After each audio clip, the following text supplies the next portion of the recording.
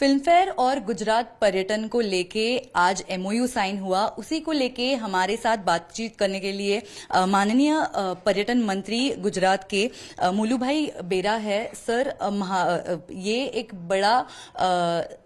बड़ी स्टेप है गुजरात के लिए टूरिज्म के तौर पर। फिल्म फेयर भी इसमें अपना कंट्रीब्यूशन दे रहा है। क्या पर्यटन को लेके आपका विजन है विकास को लेके और फिल्म इंडस्ट्री को खास करके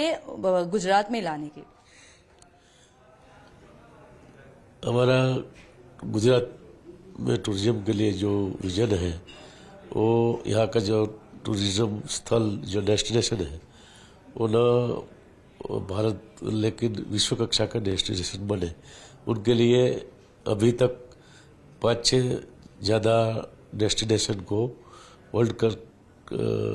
कक्षा के जो डेस्टिनेशन टूरिस्ट स्थल बन सके, ऐसा प्रयास अभी कर रहे हैं और उनका काम भी शुरू हो गया है। तो गुजरात के पास जो अभी तक सदियों से पुरानी धरोहर है और आधुनिक बुनियादी ढांचा और लोक परंपराओं के साथ यह जो प्राकृतिक सुंदरता है, इसलिए का ऐसा उनका संगम है कि जो किसी भी पर्यटक को आकर्षित कर सकते हैं। गुजरात में रण है, समुद्र किनारा, बहुत लंबा समुद्र किनारा, बीच डेवलपमेंट अभी हो रहा है, इसलिए खास करके युवा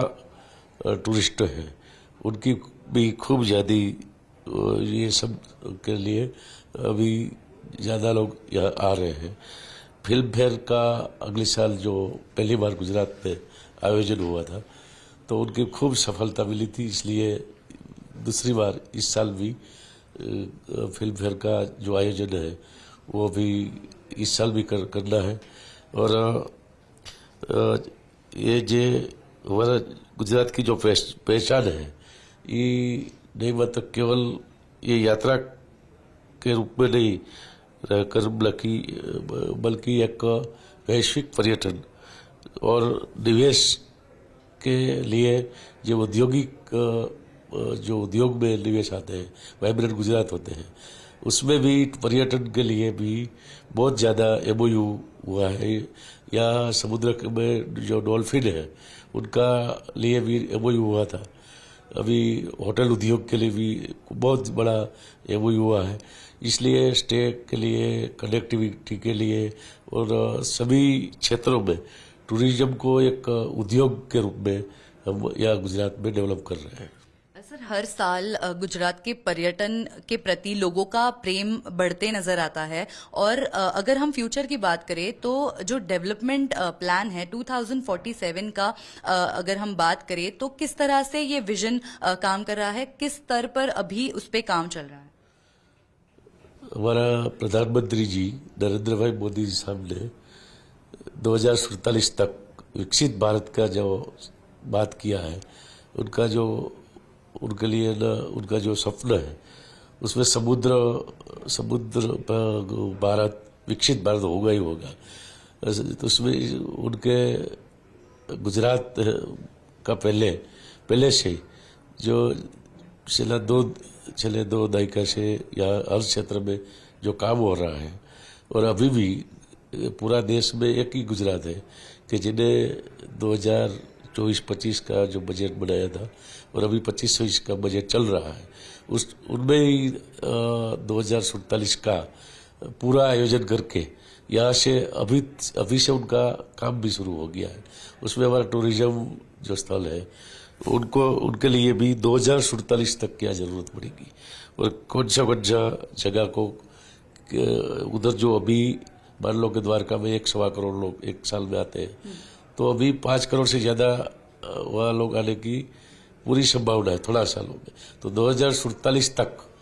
वो कहाँ तक वहाँ सभी ज़रूरत होगी, उनका आयोजन अभी हमारा गुजरात के जो मुख्यमंत्री है उन्हें अभी से उनका काम शुरू कर दिया है। टूरिज्म का जो बजट था उसमें 350% ज़्यादा बढ़ाकर आदरणीय मुख्यमंत्री श्री भूपेंद्र भाई पटेल साहब ने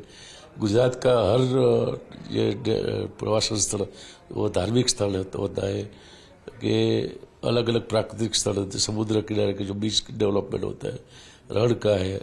राष्ट्रीय उद्यान है, उसमें सभी में वाइल्ड लाइफ है, इको टूरिज्म साइड है, और सभी रण है। तो सभी क्षेत्रों के विकास जो टूरिस्ट को आकर्षण करने के लिए और 2047 तक का कनेक्टिविटी, अभी तक उनका जो एक रास्ता है, तो ये कितना अभी 4 लेन होना चाहिए, 6 लेन होना चाहिए। एक्सप्रेस वे का अभी जो 2500 का बजट किया है, तो द्वारका बहुत लोग आते हैं, तो राजकोट से द्वारका तक एक्सप्रेस वे, ये तो एक रास्ता की मैं बात कर रहा हूँ, लेकिन जो अलग अलग स्थलों हैं उस सभी जगह में road connectivity, rail connectivity, air connectivity के लिए अभी से 2047 तक जो ज़रूरत होगी, उनकी जो सरकार की जो अलग अलग व्यवस्थाओं है, हमारा बजट है, योजनाओं है, और एक विजन जो रखा है करके 2047 तक